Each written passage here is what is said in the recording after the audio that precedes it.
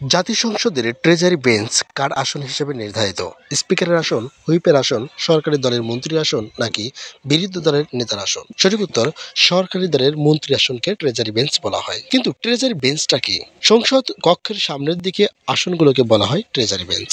সরকারি দলের মন্ত্রী ও নেতৃস্থানীয় ব্যক্তিগণ সামনের সারিতে বসেন। স্পিকারের আসনের ডান দিকে থাকে ট্রেজারি বেঞ্চ। এর বিপরীত দিকের সামনের সারিতে বসেন বিরোধী দলের নেতা, উপনেতা, হুইপ এবং অন্যান্য নেতৃবৃন্দ। ট্রেজারি বেঞ্চকে ফ্রন্ট বেঞ্চও বলা হয়। সংসদের সরকারি ও বিরোধী দলের যেসব সদস্য পিছনের সারিতে বসেন তাদেরকে বলা হয় ব্যাক বেঞ্চার। এই সদস্যগণ সরকারি দলের মন্ত্রী বা গুরুত্বপূর্ণ পদে অধিষ্ঠিত নন, আবার বিরোধী দলের নেতৃস্থানীয় নন। তাই সংসদের আসন ব্যবস্থার এর আসন তারা পিছনের সারিতে বসে থাকেন। এবার জাতীয় সংসদ কি? জাতীয় সংসদ বাংলাদেশের সর্বোচ্চ আইনসভা। এক কক্ষ বিশিষ্ট এই আইনসভার সদস্য সংখ্যা ৩৫০ জন।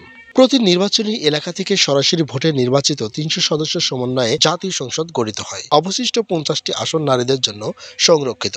জাতীয় আসনের প্রধান হলেন স্পিকার বা সভাপতি হলেন স্পিকার। বাংলাদেশ সংবিধানের ৫ম ভাগে জাতীয় সংসদের ক্ষমতা ও কার্যাবলী সম্পর্কে বিস্তারিত আলোচনা আছে। জাতীয় সংসদের প্রতীক হচ্ছে শাপলা ফুল। বাংলাদেশের জাতীয় সংসদের প্রতীক দুই পাশে ধানের শীষ বেষ্টিত শাপলার দুই পাশে দুটি করে 4টি তারকা আছে এবং প্রতীকের অপর দিকে বাংলাদেশ ও নিচে জাতীয় সংসদ লেখা রয়েছে।